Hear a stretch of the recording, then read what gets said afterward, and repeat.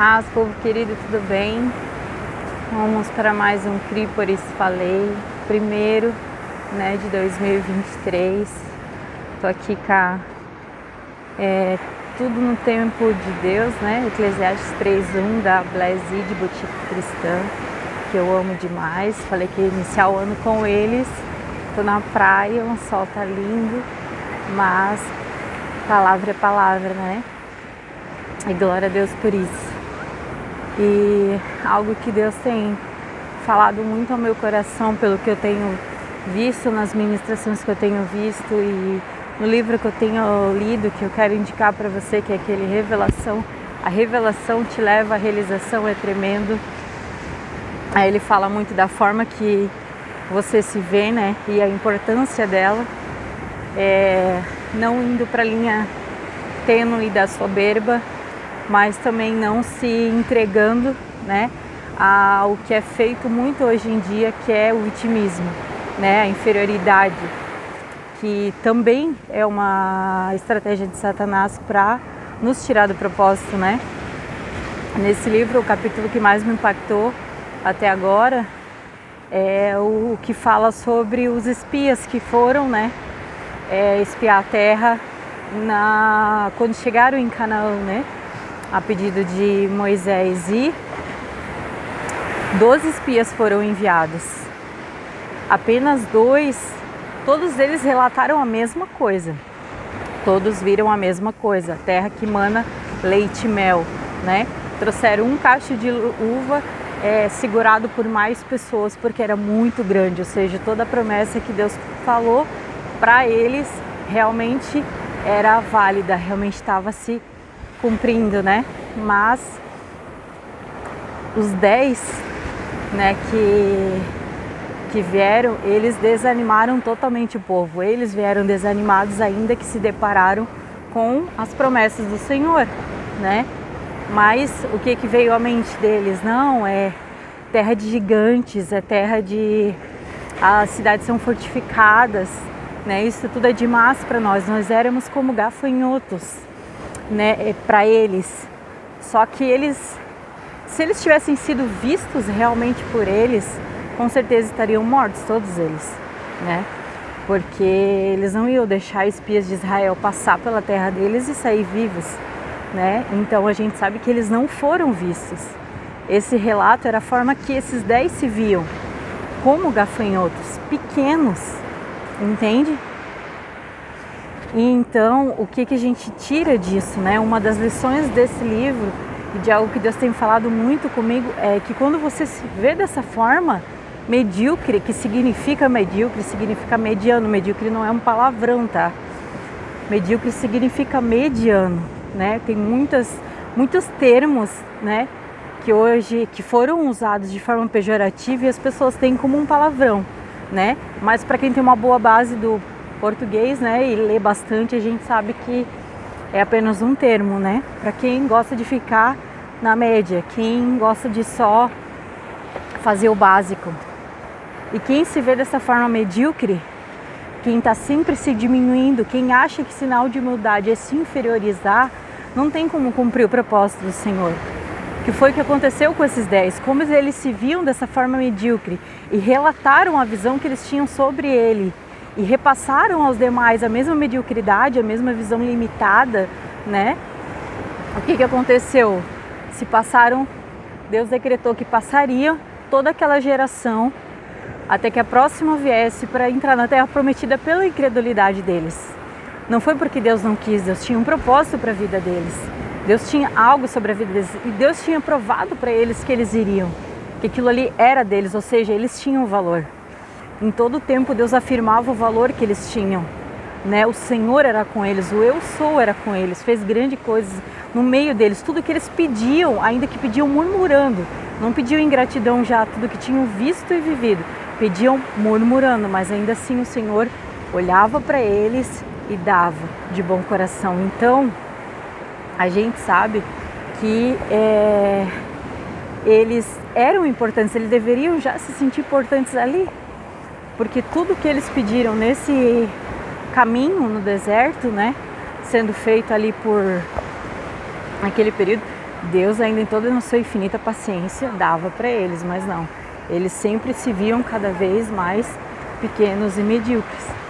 Então, o que a gente acaba vendo aqui?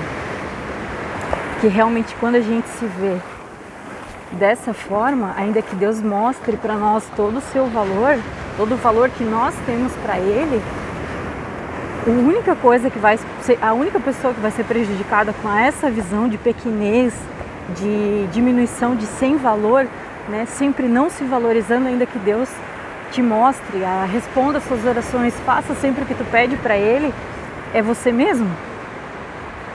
Porque o Deus da promessa, o Deus da palavra, o Deus Pai, que te chamou, a qual você conhece, se você já é cristão, a qual você declara como Senhor da sua vida, Ele tem grandes coisas para ti, Ele te dá realmente muito valor. Ele deu o seu filho, Ele entregou o seu filho para que você pudesse se reconciliar e viver com Ele novamente.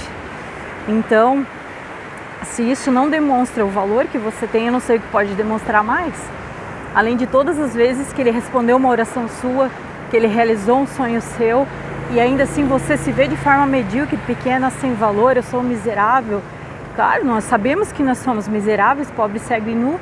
Nós em nós mesmos não temos nada, mas quando nós estamos em Cristo, nós temos um alto valor. Até as pessoas que ainda não conhecem Cristo, mas o Senhor as atrai com cordas de amor o tempo todo. Porque o ser humano para o Senhor, ele tem grande valor. O inferno não foi criado para homens, foi criado para demônios que se rebelaram contra o Senhor por causa do orgulho. Ou aqueles que vão atrás, né? Aqueles que foram atrás, que compraram a ideia de Satanás e por ir atrás dos outros, da ideia dos outros, infelizmente vão ter esse fim. Não foi feito para nós, mas a consequência de querermos optarmos nessa vida e viver longe do Senhor, longe do seu amor, longe do seu senhorio sobre a nossa vida, é infelizmente ter o mesmo destino que eles, mas nós temos muito valor para o Senhor. E o que acontece nessa questão? Os 10 ficaram fora, os 10 não tiveram a terra prometida, os 10 não entraram. E ainda levaram uma geração com eles, como exemplo do que eu estava falando dos demônios, porque compraram a ideia deles. Acreditaram, murmuraram e falaram: por quê? Por que nos trazer até aqui? Nos fazer morrer no deserto? Nos era melhor estar no Egito, depois de tudo que o Senhor fez por eles. Então, por esses que também compram essas ideias medíocres, compram essa inferioridade, que parece ser mais fácil do que viver a palavra de Deus, aquilo que ela fala a nosso respeito. Mas para viver a palavra de Deus precisa conhecê-la, precisa se dedicar a ela. Então às vezes é mais fácil ir atrás da ideia dos outros do que ter o seu aprofundamento na palavra. Então por essas questões muitos se perdem, como foi os 10 e essa geração que ficou no deserto, que morreu no deserto. Agora Josué e Caleb, esses dois, firmados no que eles sabiam que Deus falava a respeito deles, do que Deus já tinha feito no meio deles, por eles e para eles, eles falaram que vamos tomar essa terra. Existem gigantes, existem, cidades são fortificadas, são, mas o Senhor tem uma palavra sobre nós, vamos e tomemos essa terra.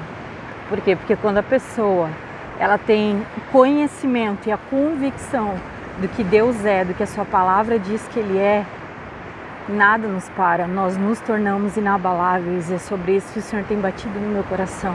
Inabalável, inabalável, nós somos inabaláveis em Deus, porque a sua palavra é fiel. Você não precisa falar com medo, com insegurança, para achar que isso é demonstrar humildade, porque não é.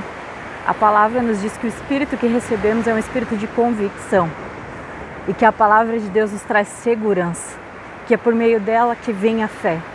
Então uma pessoa com fé, com convicção e com segurança, ela fala firme, ela é posicionada, ela sabe onde ela vai em Deus, que nele tudo eu posso, nele eu posso todas as coisas, é fora dele que eu nada posso fazer. Então para quem está em Cristo, viver ainda inseguro, viver ainda com medo, achando que isso é transparência de humildade, não é. Isso é um conceito mega errado, é uma ideia vendida por Satanás para nos tirar do propósito. Continuar achando que você não tem valor, que aquilo que o Senhor falou sobre a sua vida só vai se cumprir se você continuar se inferiorizando, é uma mentira de Satanás. Agora, as pessoas que cada vez mais se dedicarem à palavra de Deus, esse ano, daqui para frente, daqui em diante, vão viver algo sobrenatural em Deus. E você precisa não só ler a palavra, mas declarar a palavra sobre a sua vida. Porque Jesus fez isso nos momentos mais difíceis da sua vida, no momento de tentação com o próprio Satanás. Ele declarou a palavra de Deus. Se Jesus, em toda a sua glória, sendo o próprio Deus, fez, que dirá a nós? Então nós precisamos não só para vencer os desafios, mas para tomar posse dela, para entendermos o que somos em Cristo, o que Ele fala a nosso respeito. Então já passou do tempo da gente se dedicar à palavra do Senhor. E estar também em oração, em jejum, em intimidade, porque a pessoa que você ama, você passa tempo com ela. É hipocrisia a gente falar que ama o Senhor e não tem tempo com Ele. O Senhor, Ele não nos chamou para mais um trabalho. A vida cristã não é mais um trabalho, não é uma outra atividade que você exerce depois do trabalho. A vida em Cristo é relacionamento. Ele te chamou para o relacionamento, Ele te reconciliou com o Pai por um alto preço, para ter relacionamento com você. E quem você ama, você investe tempo. Quando se ama, você investe tempo. Você pode estar de mal com o seu cônjuge, você pode estar de saco cheio dos seus filhos naqueles momentos que eles de tirar a paciência, mas você investe neles. Você tem tempo com eles. Por bem ou por mal, estando bem ou mal, você investe tempo neles. Então, não tem como você falar que você ama o Senhor, que você está em Cristo e não tem relacionamento com Ele. Então, que todas essas adversidades que a gente tem praticado, que a gente tem vivido até aqui, não importa quantos anos em Cristo você tem, não importa, porque isso não sempre é tempo para o recomeço, entende? A gente sempre tem a oportunidade de se reposicionar. Então, se você está escutando isso hoje, você já tem anos em Cristo, mas até aqui sempre foi uma tarefa, ou depois de um período se tornou uma tarefa que você cumpre aos domingos, ou cumpre na sua escala, ou cumpre algo ali apenas no grupo do WhatsApp sem falhar, está sempre certinho nas suas tarefas, mas em casa é você e sua vida, a vida que segue, e relacionamento é só no culto, só na hora do louvor, e olhe lá, e você ainda assim está mais preocupado com as tarefas durante o culto do que efetivamente com a presença do Senhor. Por quê? Porque você já se adaptou, você já mudou a sua mentalidade para esse lugar de serviço e não de filho.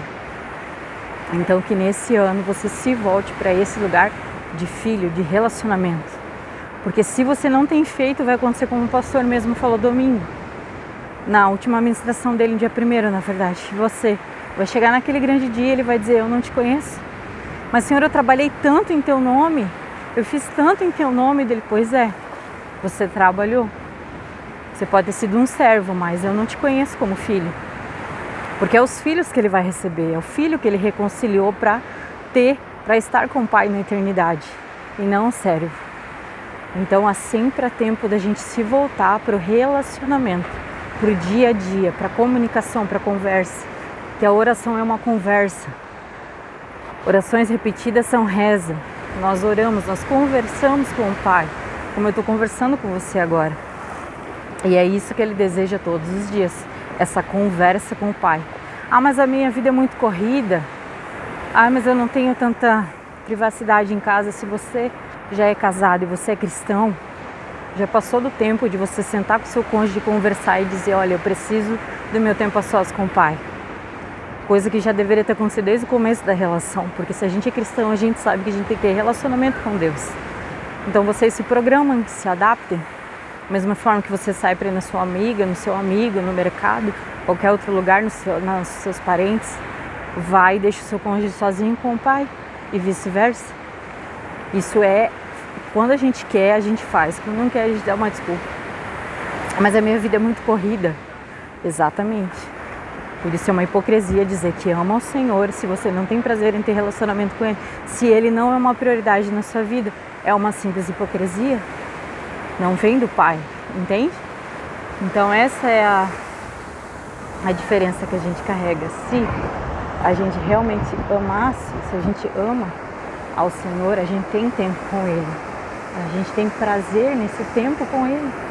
A gente tem prazer em ouvir Sua palavra, porque quem não gosta de ler uma carta de amor, uma carta direcionada para a pessoa, que às vezes pode não ser uma carta de amor doce, amável, meiga, às vezes é uma carta de exortação, às vezes é uma instrução, uma orientação, ou é uma informação importante que vai mudar as nossas vidas, mas a gente sempre ama ouvir aquilo que a pessoa que a gente ama está falando, que ela está comunicando. A gente gosta de olhar para ela, a gente gosta de sentir ela, de ter a presença dela. Então, amar o Senhor e não ter relacionamento com Ele é um engano que muitas pessoas estão vivendo até os dias de hoje. E ainda há tempo para você sair desse lugar e se voltar ao relacionamento com o Pai, que é a única coisa que Ele quer, é o seu coração, não é o seu serviço. Serviço é consequência, porque você tem prazer de ajudar o Pai que você ama, de fazer parte da sua herança, de fazer parte do seu reino. Agora, não é o mais importante.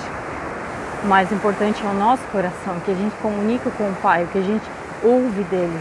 E o Espírito Santo tem grandes coisas para comunicar ao nosso coração nesses últimos dias que a gente está vivendo, essas últimas décadas que a gente ainda tem pela frente. Ele tem as profundezas do coração do Pai para nos revelar. Ele tem o propósito para te orientar, para te instruir até que as coisas se cumpram, até que tu viva tudo aquilo que Ele tem para ti. Já passou do tempo da gente parar de gastar energia com coisas vãs, com palha que ficarão, eu preciso então negligenciar o meu trabalho? Não, mas ele não é o fator determinante na tua vida, porque foi o Senhor que te deu. E cada vez que você mostra que o seu trabalho, por causa do recurso, é mais importante do que o teu relacionamento com Deus ou a família que Ele te confiou para cuidar, é um passo que você dá a muito provavelmente o seu desemprego, porque tudo que você colocar como prioridade na frente do Senhor, Ele vai retirar, Ele vai remover. Porque Ele é mau? Não, mas porque Ele é justo.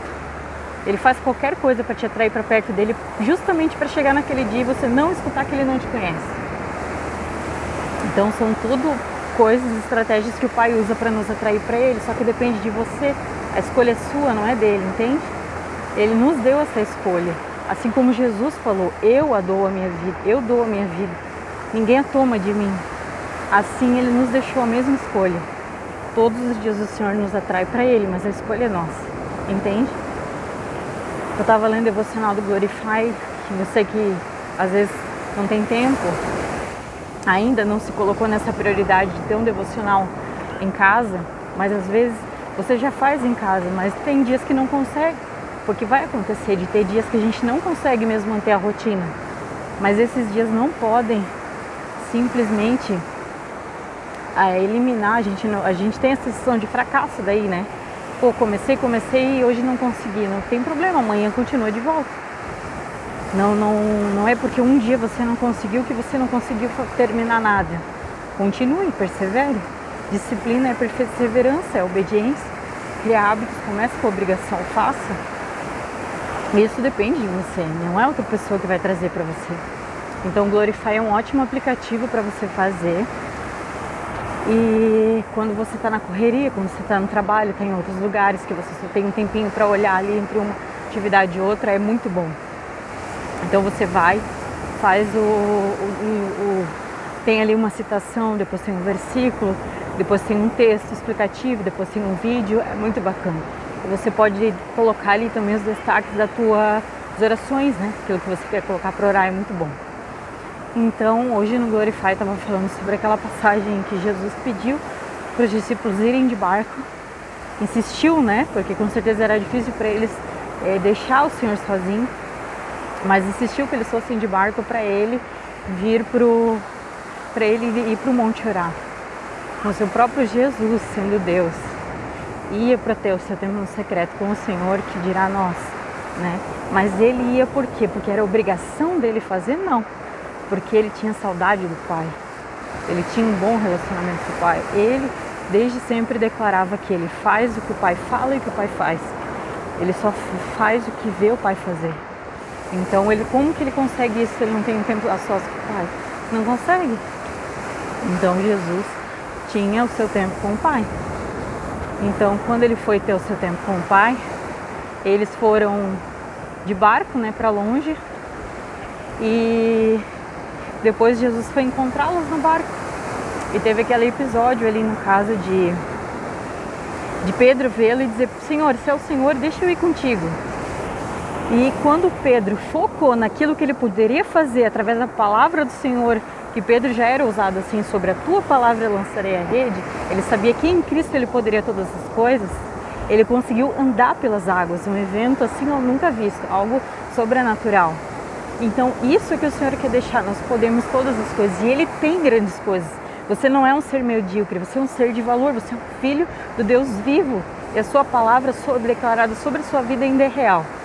Então Ele tem grandes coisas para nós, porque Josué e Caleb foram os únicos que entraram na terra prometida, e quando Caleb matou o maior dos gigantes, teve paz, porque era a palavra sobre a vida dele.